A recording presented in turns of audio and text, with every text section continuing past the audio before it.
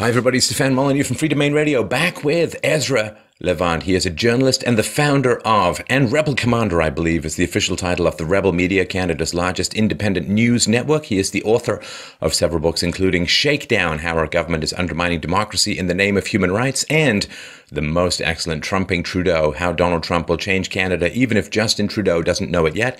The website, EzraLevant.com. The Rebel is at therebel.media and twitter.com/Ezra Levant. Now, we're going to be talking about the impetus behind the website that aims to raise $1 million to help some of the most needy and neglected refugees in the world. We're talking about SaveTheChristians.com. Ezra, thanks so much for taking the time today.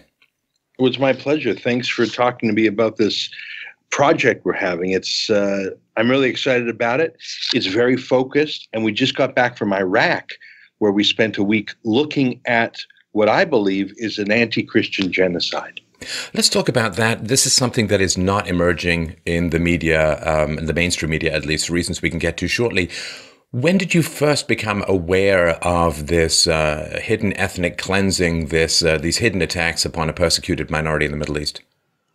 Well, I suppose I've always known about them. I know enough about the history of Islam and the history of the Middle East. Egypt used to be a Christian country. Now it's a 10% Coptic Christian remnant in a Muslim country. Constantinople was once the largest city in the world, the richest city in the world, and the most Christian city in the world. Now it's called Istanbul, and the Hagia Sophia Church was turned into a mosque. Now it's a state museum. So the idea that a land that's Christian will always remain Christian, it's false. It's historically not true. Even the West should realize that. When I was in Malmo, Sweden, I thought this used to be a heartland, hardworking, blue-collar, shipbuilding Swedish town. And now it's 45, 50% Muslim, and that's not going to change. It's a ratchet. That will not change, and one day it will not be called Malmo anymore. It'll have... And if we look at Bethlehem itself, of course, birthplace of Jesus, now less than 20% Christian and fairly Muslim in its political organization. Oh, absolutely. Nazareth, too. I was in Manger Square with Faith Goldie in March during the call to prayer in the massive Mosque of Omar in Manger Square. And it's quite incredible. There's something called the Pact of Omar. And I know we're getting a little bit of off target, but I suppose this is a long answer to your question, when did I become aware of it? Well, I guess when I first heard about the Crusades, I guess when I first heard about Mohammed's jihads, they were to extirpate the Christian fact from the Middle East. That's what the Crusades were about, going to reclaim those lands. The fact that the Church of the Nativity survived at all, I guess you could call it a miracle, but it was actually a contract. The contract was called the Pact of Omar. And the mosque right outside the Church of the Nativity is called the Mosque of Omar. And it was really the Nuremberg laws for Christians. And the caliph said, you can keep your church, but, and then there were about 20 extreme rules. Some of them were like, for example, you cannot stop someone converting from Christianity to Islam. You may not convert anyone from Islam to Christianity. Your doorways must be a certain shortness, so you have to stoop to go in them. You can't maintain or fix your church in this way. You must be, like, it was basically a litany of subservience, submission, taxes, limitations, and restrictions that every single day and in every single act, the remnant residual Christians in Bethlehem had to bend the knee before Allah and the caliph. And it was extremely harsh, but I have to say, at least it survived. The Hagia Sophia didn't survive. Christian Egypt barely survived. Christian Iraq barely survived. So in answer to your question, a very long answer to your question, Christianity has been the target of Muslim ethnic cleansing for centuries. And were it not for the breaking of the siege of Vienna, I think much of Europe would have been de-Christianified too. Yeah, and it's not just Christians. We can talk to Zoroastrians as well for the same description in many ways. So let's talk about the Christians in Iraq. I was really surprised to look at your reportage to find that the 7 different Christian denominations in Iraq are down to less than 1% in the country. Can you put that in a historical perspective, Ezra, and give us a sense of where they started and where they're ending up now and where they may be heading? I was really surprised too. I mean, I thought that the Christian minority there was much larger. But it has really been pushed out. And can you blame them? I mean, the Christian minority in Iraq was, I'm generalizing here, was better educated, was more wealthy, was more modern.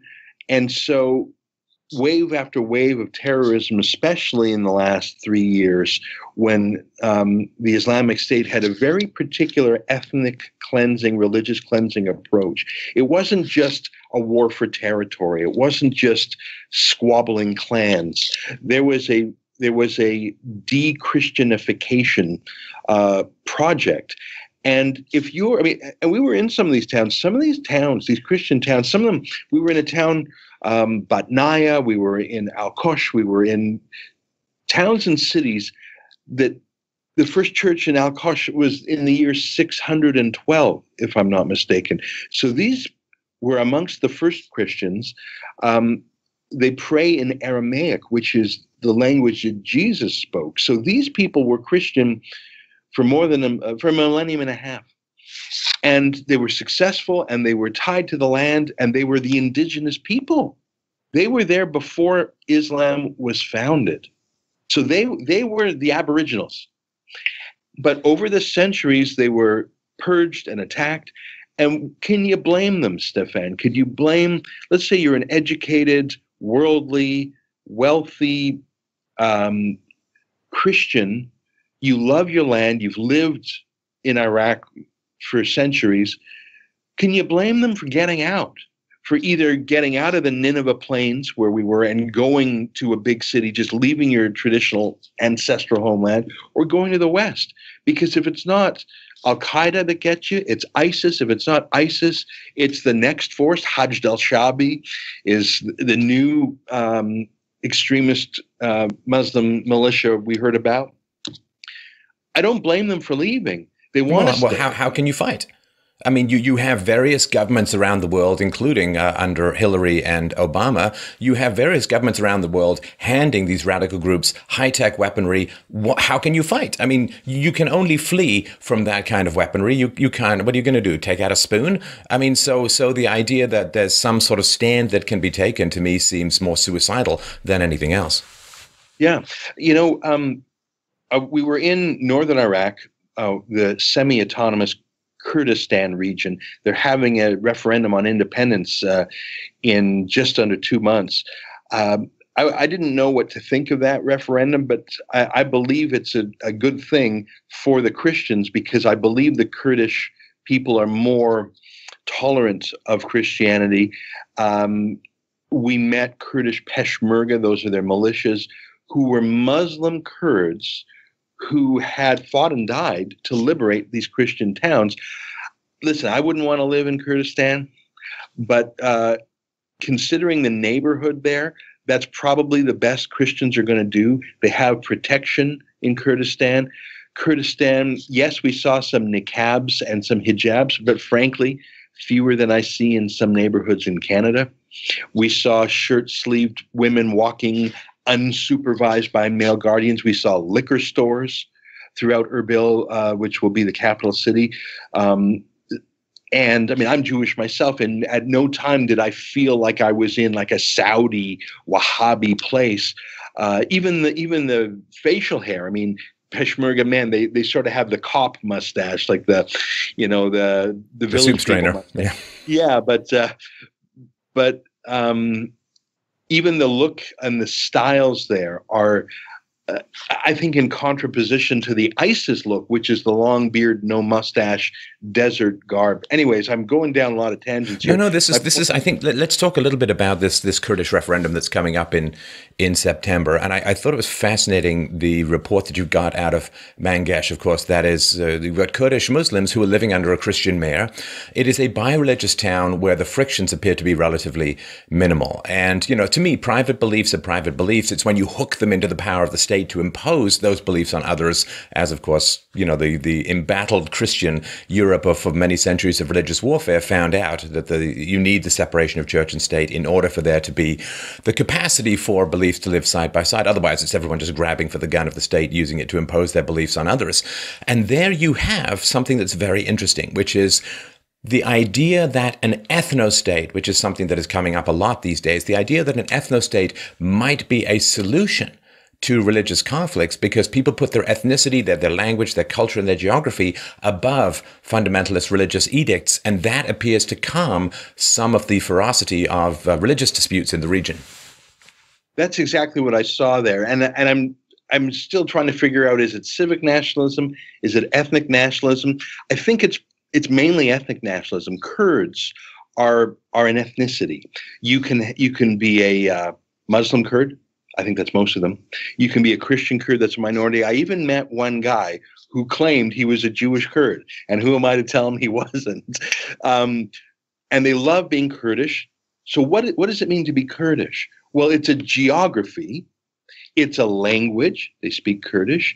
It's an ethnicity. It's a shared history. I mean, they're surrounded by people who don't like them much, whether it's the Turks or Iran or Syria. So they have this common history. And now, I mean, in Erbil, their capital, you can feel the common purpose. I mean, just even flying in and flying out, we flew through Germany and Austria going in and out. You see so many Kurds from the Kurdish diaspora who maybe went to school in Washington, D.C. or London, England, and are coming back to the mother country to help build this Kurdish nation. So there's a larger Kurdish purpose, and being Muslim or being Christian is subordinate to that ethno-state. And I thought to myself, that's a lot better than having the Quran as your central fundamental identity. Having a peoplehood, a geography, a history, a language, a culture, a food, a style, a fashion, as a common story that people can be a part of. And in this town of Mangesh, I mean, maybe everyone was putting on a show for us, but they claimed that they lived in harmony, haven't had a quarrel in a century. And who am I to dispute it? I mean, we spent a day there and it looked fairly harmonious. If that's what a Kurdish ethno-state is, I'll take that over the Islamic State or the Islamic Republic of Iran or the Kingdom of Saudi Arabia. I'll take it over that any day. And I think to see Christians and Muslims forging a country together and not fighting all the time gave me a flicker of hope. But it's a pretty hopeless place, let me tell you. I'm glad I don't live there. Right. Well, this idea that, I mean, a lot of the states in the Middle East have a lot to do with leftover, lots of brandy at lunch, after lunch drawings of lines on a map and so on. The idea that more peace can be engendered in the region by allowing for a sort of self-segregation along cultural and ethnic lines, rather than, we think that this is strategically advantageous to us to get access to resources, as a lot of the colonial powers did. The idea that you're not going to talk everyone through the Renaissance and the Enlightenment, within a generation, but the idea that the certain self-segregation along ethnic lines might be the path to peace is really fascinating, because, of course, if you have this ethnicity or this nationalism in common with somebody else in your region, then the religious differences are subsumed to the tribal cohesiveness, and that means less infighting. It's a fascinating idea and something that is kind of new to me, but I'm really tracking it with great interest. Well, I mean, I'm a Jew, and I couldn't help but think of the analogy because, of course, the Jews have an ethnic state in Israel, and they have Ashkenazi Jews of the European extraction. You have Sephardi Jews, from Arab countries and from Spain, and you even have some Ethiopian Jews. There is an ethnic solidarity, and here's the difference between the Jewish state and Christians in Kurdistan. And here's what made me so sad for the Christians. Let me say what Israel has going for. In Israel itself, the Jews are a majority. In no place in Iraq are the Christians a majority. In no place.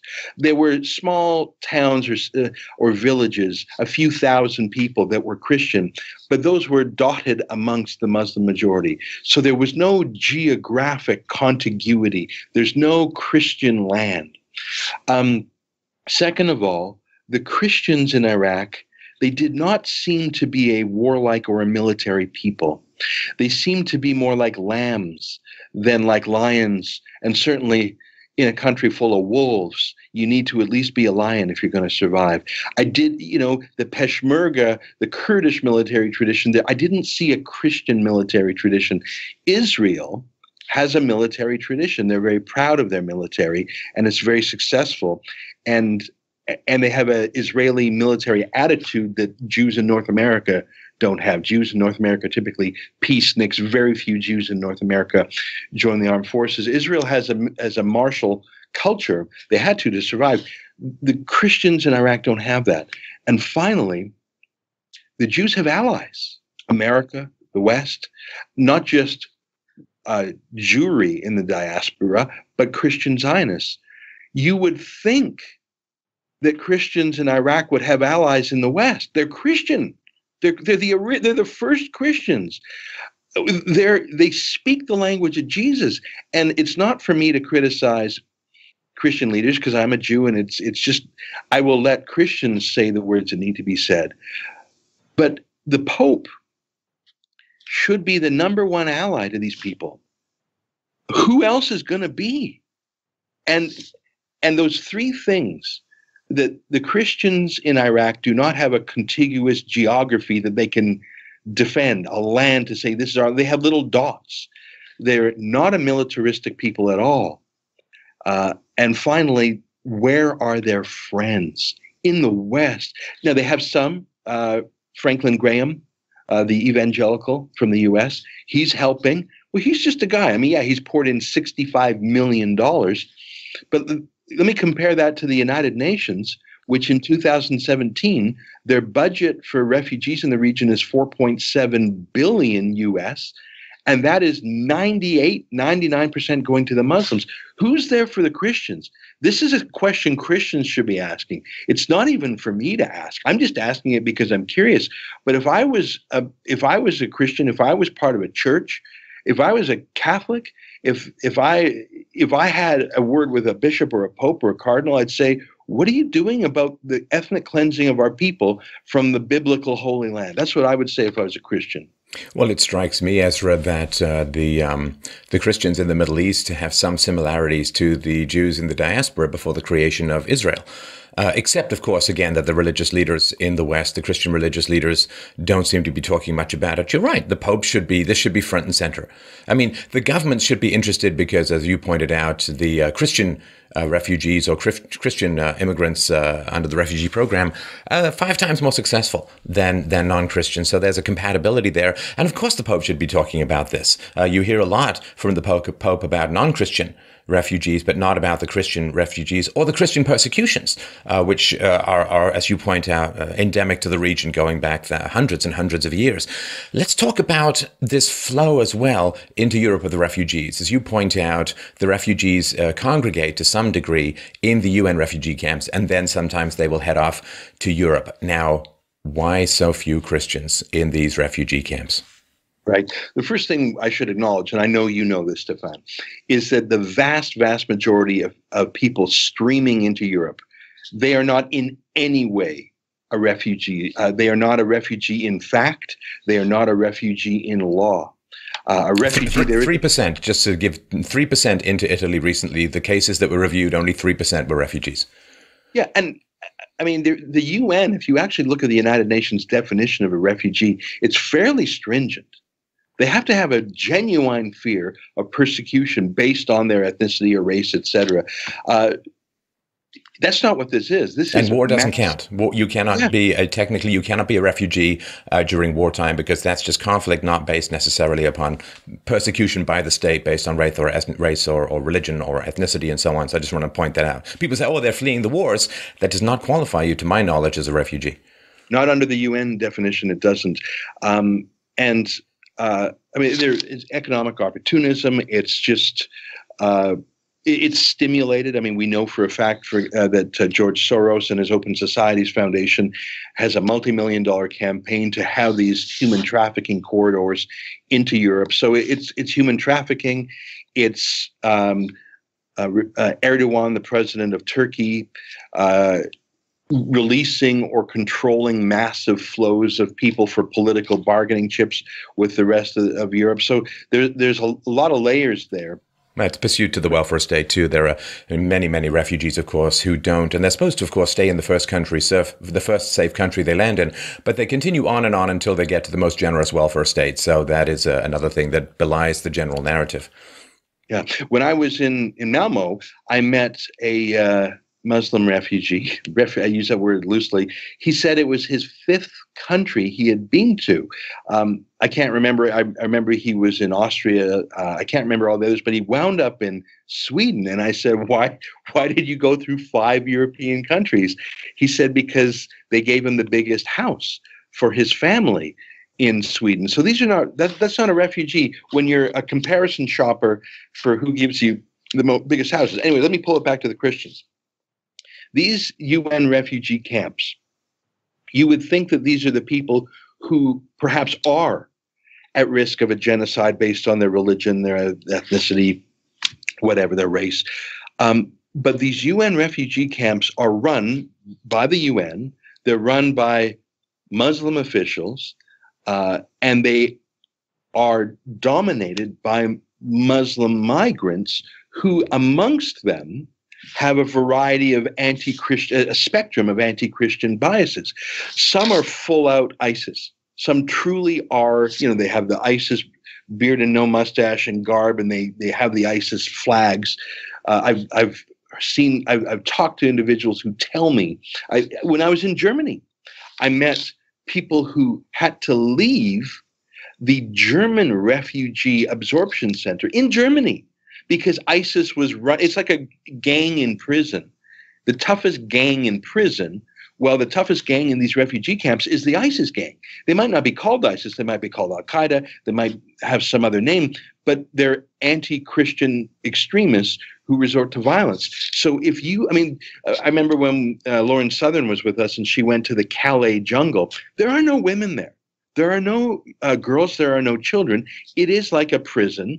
And if you are Christian or a woman or weak in any way, the wolves will devour the lamb. So you have, if these UN refugee camps are the intake for Western refugee programs, by definition, they will exclude the lambs and favor the wolves.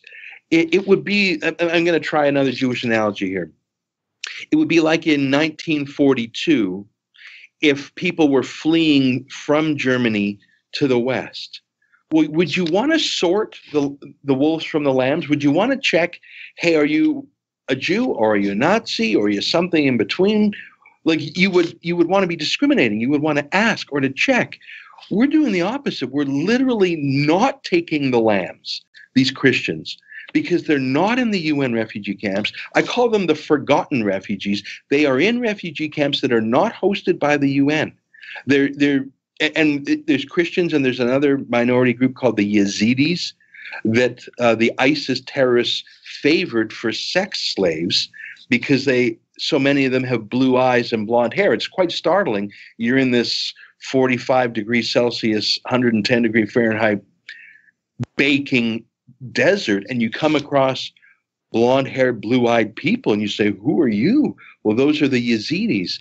And the Islamic State kept thousands of Yazidi women as rape slaves. I met a Yazidi rape slave in Germany who told me she lost count when she was raped 240 times. She stopped counting. It's horrific. That is the kind. So you understand the ethnic cleansing. A Christian town, they hear that ISIS is coming in. They have three choices. I've seen the edicts. It's like, again, I'll use the example of Nuremberg laws. ISIS gave these Christian towns, it was like a posted fatwa.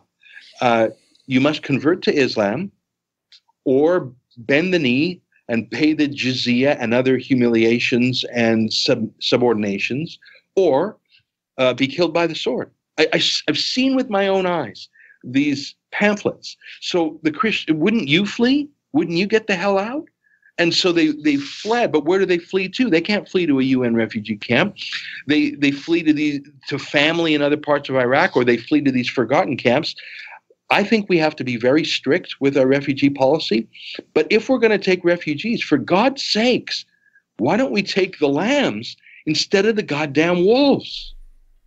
It is really astounding how little of this filters through to the general population. I mean, even in countries like America, where significant devotion to Christianity, a lot of fundamentalists and so on, it is really astounding how little of this is getting through. Now, as you point out, there is a lot of behind the scenes work, or at least behind the mainstream media scenes work that is occurring from Christian groups to try and help these charities and help the Christians in the Middle East, but it is astounding, and it shows the power of propaganda and the power of unified political ideology, that this does not seep through, and a genuinely victimized group that are refugees from persecution by any reasonable moral or legal definition are not even not helped. They're not even mentioned in the mainstream media.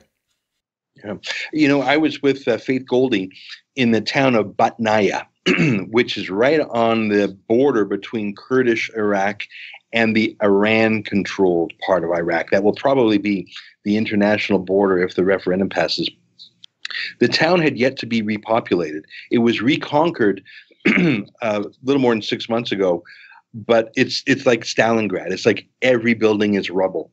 It was like a ghost town. It was quite eerie. Imagine being in a town of 6,000, formerly 6,000 people. No one's there. It's like these movies, you know, The Last Man on Earth or something. That's a comedy, but believe me, this was no laughing matter. We were in this town by ourselves, and we had two bodyguards with us who were nervous, I should say, because this was near the border. Mosul was, you could see halfway to Mosul, and this was the final attack on Mosul. And I think our bodyguards were worried that some ISIS people would be, you know, we heard tales of ISIS soldiers shaving their beard, changing into Western clothes, and sort of melting in with the rest of the refugees fleeing Mosul. So we were in this we were in this ghost town.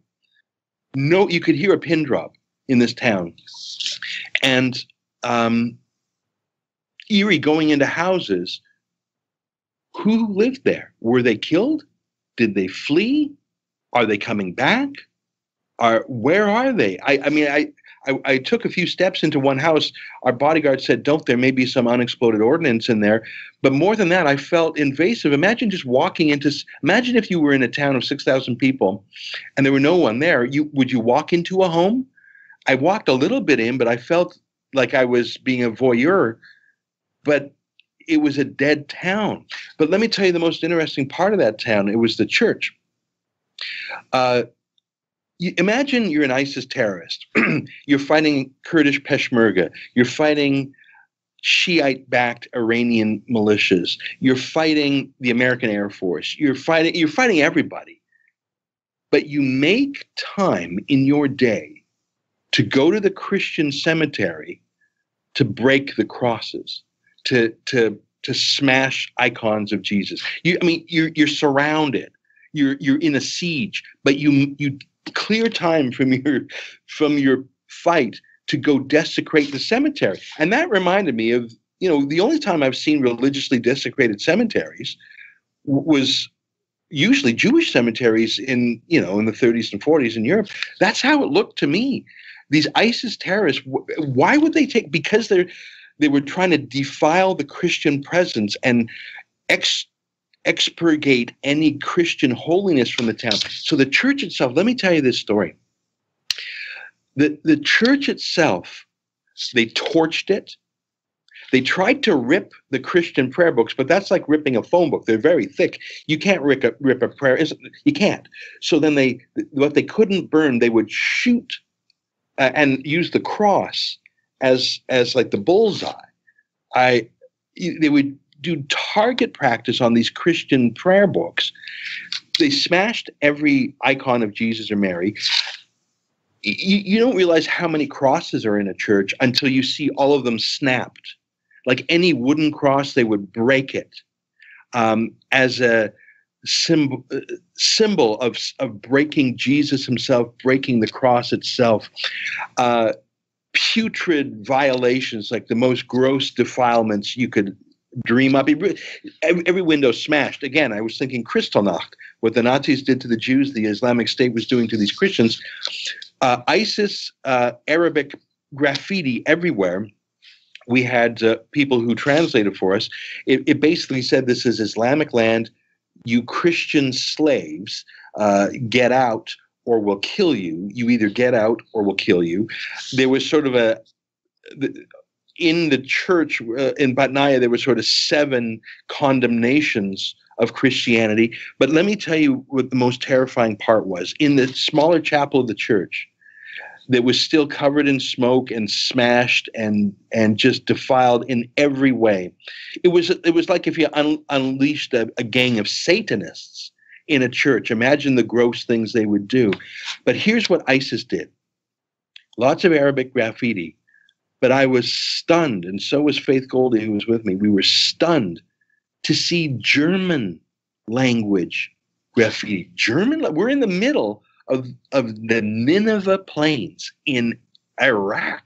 What is with the German anti-Christian bigotry? And I still remember some of the phrases. You cross slaves, get out or we'll kill you. You're a shit religion, shit cross. And I thought, who's writing in German? Well, obviously a German-educated, maybe a German-born Muslim who joins ISIS and goes to Iraq to kill and rape. And they're in Batnaya, Iraq, a place you will never go in your whole life, I'm sure. ISIS was there, Germany. German terrorists. And what happened to that terrorist? Was he killed in the liberation of the town? I hope so. Or did he melt in with the refugees, make his way to a UN camp? And is he back in Germany now, battle-hardened, tasted blood, numb to murder, part of a chain of command maybe, weapons training? Like, that's the thing. Terrorism went from Germany to Batnaya, but then did it go back as a war vet, still part of a chain of command, to do things in Europe? I don't know. Who knows? Just like I don't know what happened to the Christian families whose homes I stepped into. I don't know what happened to that German Muslim Christian hater. And I mean, look, there's no Jews in Iraq anymore. There's just none. But there's still some Christians, and they're getting the full genocide treatment. I can tell you that with my own eyes. It is powerful to me to watch these videos, Ezra. I was raised as a Christian, and seeing that lean torso of Jesus, headless, splayed out, crushed, violated on the floor, is a very powerful image. And as you point out, the Germans in the Second World War came across treasures in their conquered lands, but did not destroy them. They kept them. They moved them. They stole them, which is better than destroying them. At least they can be recovered afterwards. But seeing the desecration of these holy places, seeing the desecration of the aesthetic treasures of Iraq is truly appalling when you think of how long these communities last. As you point out, I mean, these communities, these Christian communities, go back to John the Baptist, 1400 plus years. These treasures are hundreds or sometimes thousands of years old and destroyed in a moment. And that is something that people need to grit their teeth and look at this stuff. It pissed the hell off out of me. And people need to see what is going on and how much is being destroyed. The human life is the first and most important thing, but the history, the culture, the identity, the faith, the meaning is all being shredded. And that needs to be seen, because that anger also can arouse sympathy for its victims. Yeah. Well, I mean, Constantinople is not called that anymore. It's a Muslim town called Istanbul. Palmyra. I mean, some of these places where ISIS would go and smash. They had a history that is now a rumor. I mean, you can have a Christian presence in a town for 1,400 years, and imagine the lives, the endless lives, and the chain of humanity, father to son to grandson, and down through the generations, and then it can be ended, and then it's nothing more than a rumor, nothing more than a footnote in a history book, and that's what I was observing. And as you mentioned earlier, the Christian population in Iraq is so minuscule now. Again, to use a Jewish analogy, it's smaller than the Jews in North America. The Christian population in Iraq is that minuscule a number. They truly are being ethnically cleansed. And that's the thing. Should they stay and try and fight? I couldn't counsel that, because I know that even if they're safe, they're not really safe. And they're safe for how long? And until what? Betrayal. I mean, frankly, this whole ISIS war was because Barack Obama insisted on pulling out every last troop to fulfill his 2012 campaign talking points. He didn't even keep 10,000 Americans in Iraq. Whatever you think of the Iraq war, let's put that aside. Let's put aside 2003. Let's put aside George W. Bush. Let's talk about 2012, okay? You've already spilled blood and treasure, and you've somewhat pacified Iraq. You had the surge. Let's not talk about that. Let's talk about if you had it in 2012. And then to pull out so abruptly, in defiance of the pleas of the people saying, please help us, and to create such a void. And then to lose all those towns that were regained, that one betrayal, how many lives did that betrayal cost? And if you were a Christian, would you bet your life that the Turks or the Syrians or the Iranians or Baghdad or even Kurdistan would save your life? I don't think you would. I wouldn't.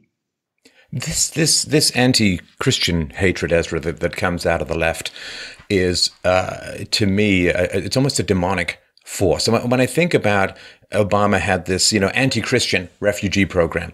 So he pulls the troops out of Iraq. He and Hillary are arming ISIS and Al-Qaeda in Syria and other countries. So they create this void. They arm the enemies of Christians, thus triggering this domino Christian attacks on Christians. And then they have a specifically anti-Christian refugee program. It's almost like they're just cornering them, fencing them in, and unleashing the bullets on them. That's the way it sort of strikes me.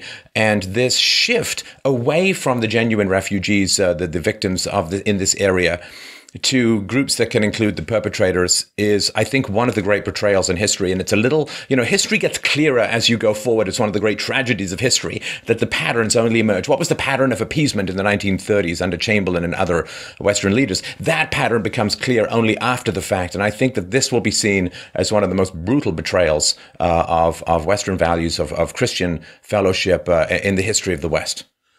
Well, I mean, the Middle East had strong men for decades. They were like those giant faces on Easter Island.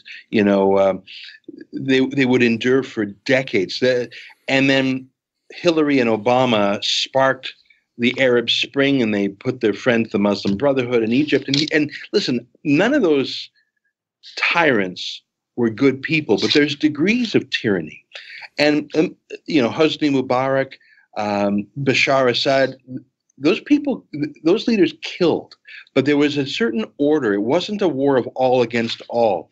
And I'm not here to write a reference letter for Muammar Gaddafi, but there's someone who did what the utopian neocons hoped would happen. After Gaddafi saw the invasion of Iraq, he had, I'm not going to say his come to Jesus moment, that wouldn't be a fit, but Muammar Gaddafi gave up his weapons of mass destruction program.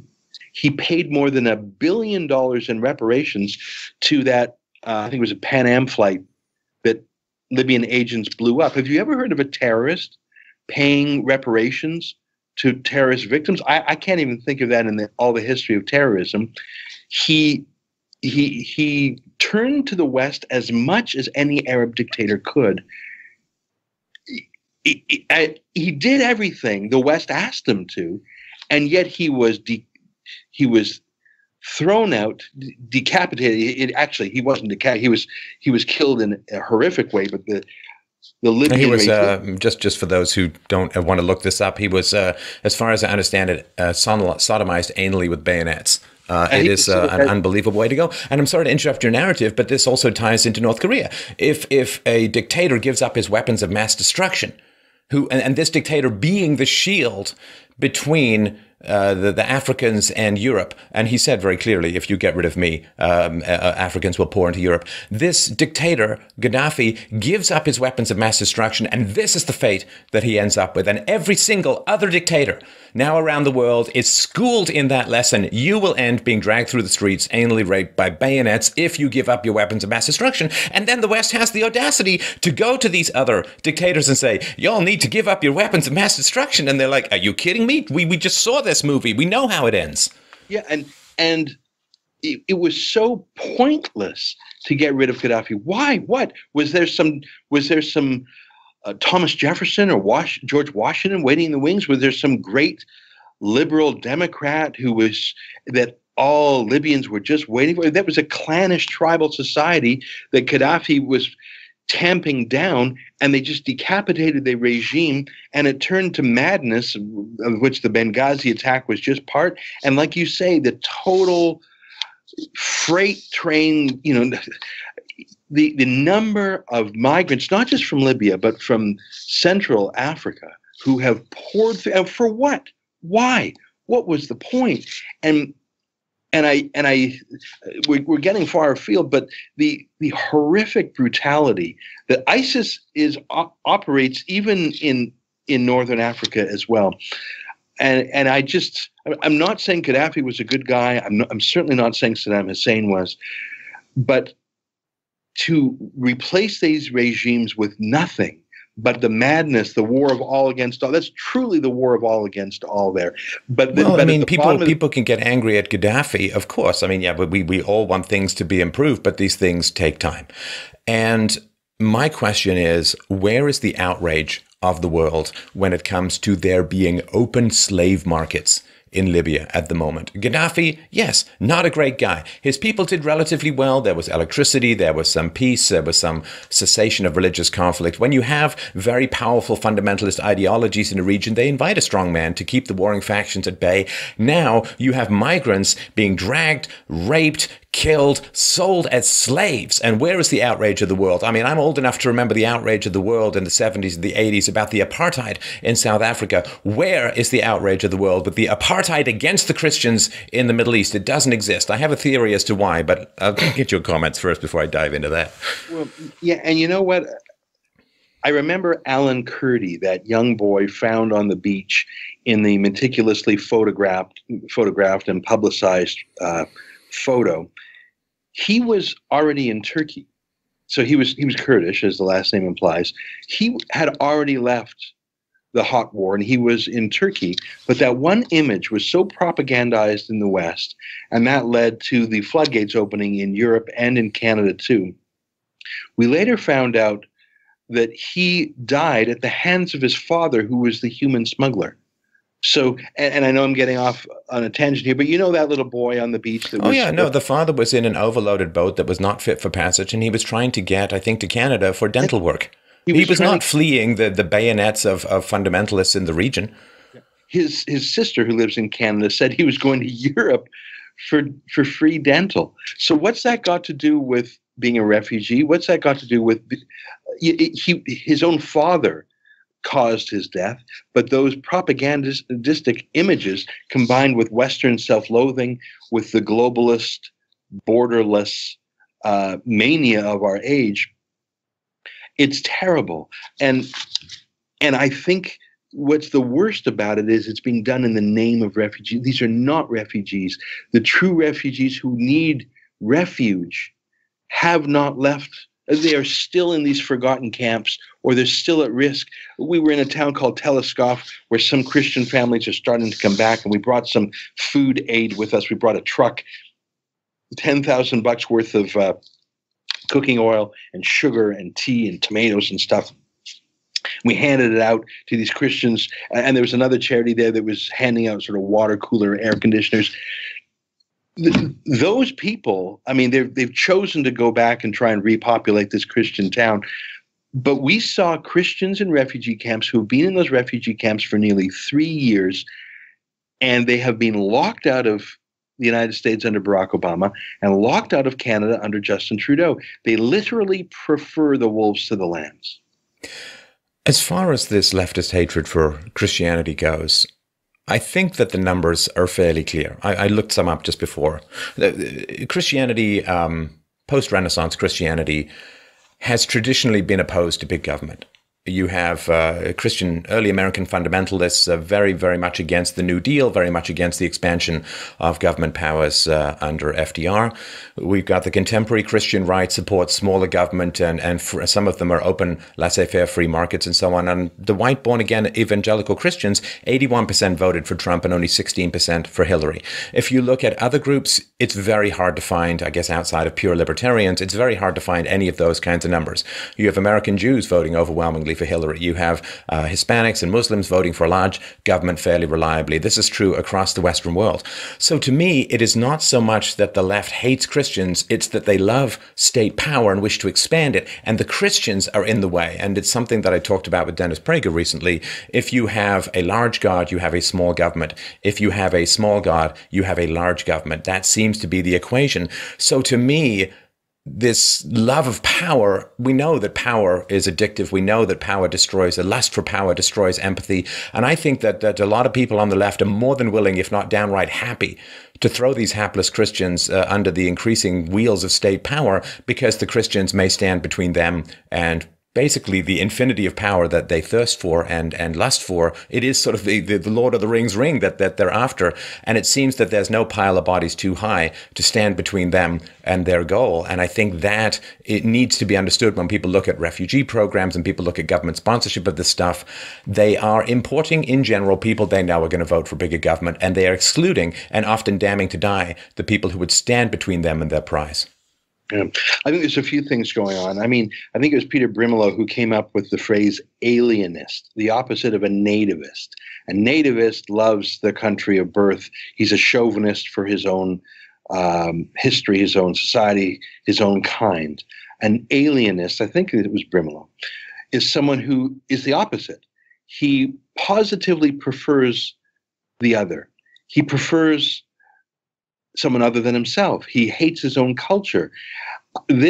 During the Cold War, I think a lot of this alienism favored the Soviet Union. It undermined Western military and cultural and capitalism, because it sided with the strongest other, the strongest counterweight to the West.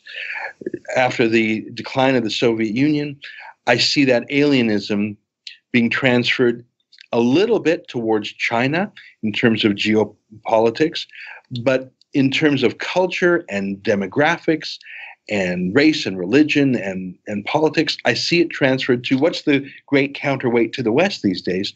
I see it Islam. So I think that's one thing.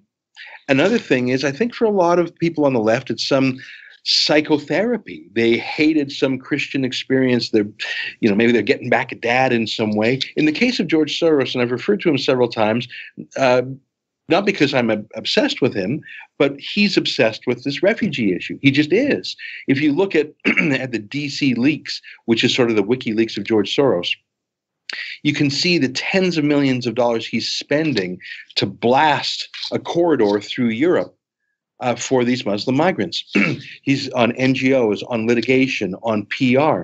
And you'll even see, and I mentioned this in my book, Trumping Trudeau, I think you and I talked about this briefly, Soros's Open Societies Foundation has, and this is not a secret, this is not hidden, this is on, you can Google it on the government websites. The Soros Open Society Foundation has been contracted by the Trudeau government to help develop our refugee policy, not just the policy, but the propaganda supporting the policy. So I look at Soros's motivation, and I've studied him a little bit. He despises the West. He despises himself. He's an anti-Semitic Jew. He despises Christianity. He despises Western culture. And I think he's trying to raise it down in a Maoist way. He has certain qualities of Mao. I think he wants to rubble everything to zero and build up a new utopia. And he hates the West. And he sees sheer demographics as the way to do it, since he knows he'll never convince those white Christian voters you just referred to. He'll never convince them. Well, you don't need to convince them if you can bring in tens of millions of Mexican migrants and add to that tens of millions of Muslim migrants to Europe. Well, you've just sunk the West. There is something to this replacement theory that they're trying to, if, you can't win an election, well, just change the electorate. I was in Malmo. It used to be a shipbuilding city. Now the chief industry in Malmo is refugees.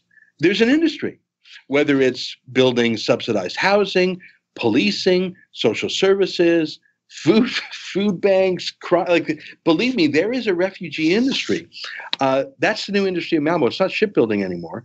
And that's the new politics. And if you look at some towns like Rotterdam, you can't win an election for mayor anymore unless you have the Muslim vote. It's not necessarily a majority vote, but in a town where traditionally, I don't know, elections would be 60-40 or 50. I mean, look at the American election, how close that is. It's within 5% every time. You add 1 million, 2 million, 3 million, 5 million, 10 million Muslim votes, and they vote as a bloc, and you have a clear call for them to vote for you. Maybe you run a Muslim candidate like in Rotterdam. You're going to win every single time. Every single time. It is a demographic, political, cultural replacement of the West. And I think that's a shame. And I think that's also why we're not taking Christians who are the most pro-Western people. In Iraq, the Christians I saw, I could immediately imagine them in the West. I could see them, many of them speaking English. Many of them have a high school or a university degree. I met many professionals who are Christian. And most importantly, culturally, they would fit in. Not next generation. They would fit in a couple of years. Well, it's sorry to interrupt you, Ezra, but it's something that you mentioned in one of your reports that I wanted to spend a minute or two on. That the Christians also, I mean, Christianity has a long and complicated relationship with turn the other cheek versus an eye for an eye, so we don't have to delve into all of that. But the Christians that you talk to, which I understand is scarcely representative of all of them, but they tend to be quite pacifist. They tend to say, look, we are not going to use violence to achieve our goals, to achieve our aims. That's not the worst mix to add to a democracy. As people who have openly said, we reject the use of violence when it comes to ideology. I got no problem with those people as neighbors. Yeah, I have to tell you,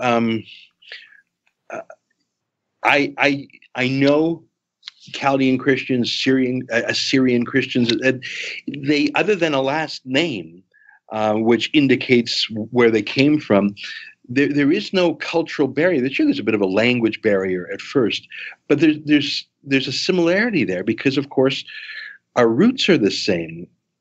Can I say one more thing? I didn't mention it before, but you made me think. We interviewed one fella in a refugee camp. I'm trying to remember which one. We went to so many. He's a Christian who I think he came from Mosul and he fled, or maybe it's some other place like that. And he said that the Muslim neighbors who they had known for years came through the town when ISIS was sort of on a rampage 3 years ago. And they said to these Christians, and Faith Goldie's doing a big documentary on this, by the way. We put up about 15 short videos at SaveTheChristians.com just to show what we were doing. But Faith Goldie's doing a full-length documentary, so we haven't even put up most of our stuff. So I'm sort of giving away one little story from the documentary. We met this one Christian guy who said before ISIS came rolling through, their young Muslim men would come down the street and say, your house will be mine. Your women will be mine. These are people they had known for years. This was sort of like the brown shirts before the actual Wehrmacht came in, sort of saying, your house, mine, and if your girls are around, I'll take them too. And not only was that terrifying to me, but it rebuked any idea that the jihad is somehow a reaction to something we just did. Oh, you drew a cartoon of Mohammed. Don't provoke them. Don't you know that'll set them off? Oh, you serve pork at your restaurant. Oh, you had this UN resolution instead of that UN resolution. No. This has been a 1,400-year war of jihadist expansionism. Read what's on the church in Batnaya in German and Arabic graffiti. It's got nothing to do with what the West has done. It's got to do with the fact that you are an infidel. And these neighbors, Muslim neighbors who thought, I'm going to get even with my rich Christian neighbors. I've always wanted that house. His house has always been bigger. His girls have always been prettier. Damn it, I'm finally going to get my vengeance on that goddamn Christian. And again, there's an analogy here with Nazis saying, I'm going to get that Jew's big house, and I'm going to get this, and like the expropriation of the physical assets, which, by the way, is prescribed in the Quran. The Quran absolutely prescribes looting of women. So don't ever let a leftist apologist say, well, we caused this, we provoked this. No. No more than Abel provoked Cain. It's in the religious DNA of the Quran, this jihad, and anyone who tries to offer up a different excuse for ISIS, for God's sake, just look at the name, Islamic State. That's what they are. That's what they want. Don't try and offer up a different excuse for them. They are motivated by their book. Let's talk about what you hope to achieve with a website that I hope people will come and visit, SaveTheChristians.com. What's the goal, and how can people help? Thanks for asking that. There's two goals. One is to produce Faith's documentary. Faith Goldie, amazing. I know you've had her on the show a few times. Beautiful, brilliant, and just, Deus Vult all the way. So we're producing a documentary. I think our budget for the documentary is about 30 or 40 grand. That includes, renting the cameras. We had to fly ourselves to Iraq, stuff like that. So we've got a little crowdfund at Save the Christians. We've got two crowdfunds, though, and I want to make this clear. We've got the journalistic crowdfund over here to do our journalism, and that includes our expenses. But then we've got a separate crowdfund, and we've put it on generosity.com. But you can get to it from SaveTheChristians.com. We put it there, separate bank accounts. That is the humanitarian side. So far, we've raised more than 150,000 US. I'd like to try and raise $1 million. Here's what for. I knew it would be horrific. I knew the UN was ignoring these people. So we went there with 10 grand worth of food, as I mentioned. But part of our trip, besides doing the documentary, was to sort of do a visual audit, to take an accountant's point of view, an auditor's point of view. Who is the least corrupt person who's helping Christians? And that is a difficult question to answer in a low-trust society where it's very difficult to get a straight answer. Everything is opaque. There's always a scheme or a con. And if you don't know who the mark is, it's probably you. Even the $10,000 worth of stuff we brought, like the truck arrived and we handed out the cooking oil and all that. But I later found out we had been billed at least 200% of what the real bill was. Now, I knew that was going to happen. It was only 10 grand, so it's not the end of the world. We had to do something when we came. But the trip was, we met with probably 6 different charities, and we really eyeballed them. Are these folks spending it on luxuries? You wouldn't believe how many charities there are, 5-star luxury offices, limos, servants. Or are these people so busy helping Christians with food, medicine, water, whatever, that they don't even have time to talk to us? It's almost like they're a surgeon doing an operation saying, pass me that scalpel if you want to talk. So we found, in our 1 week there, we found who not to deal with, and we believe we have found a pro-Christian charity that focuses on Christians. Believe me, enough people are taking care of the Muslims. Let Saudi Arabia, Qatar, Kuwait, Oman, Bahrain, UAE, let all those rich Muslim countries take care of the Muslim refugees, and the UN, 4.7 billion. We're focused on Christians. So our criteria, number 1, can we help the Christians? Number 2, can it actually be a real thing that they need, like medicine or food? And number 3, can we get the corruption and graft and embezzlement as close to zero as you can, given that you're in Iraq and not Switzerland? And I believe we have found a pharmacist, actually, who impressed us for his honesty and no BS. And we will make the announcement probably next week of the particular Christian pharmacy that we want to support. So a very long answer is all my answers being, if you go to SaveTheChristians.com, you can help with Faith Goldie's documentary. You can click that PayPal button if you want to, or you can put it to our humanitarian fund. 100% of the net proceeds are going to actual Iraqi Christians, and we've separated those funds. One is to do our journalism, and that's for us to do what we do. The other is to help the Christians, and in about a week or so, we will show you what we saw and why we believe, of all the charities out there, this guy and his pharmacy is the least corrupt, least put money in his pocket guy we found in the country. And I know that sounds crazy, but I tell you, that is a land of scams and scandals.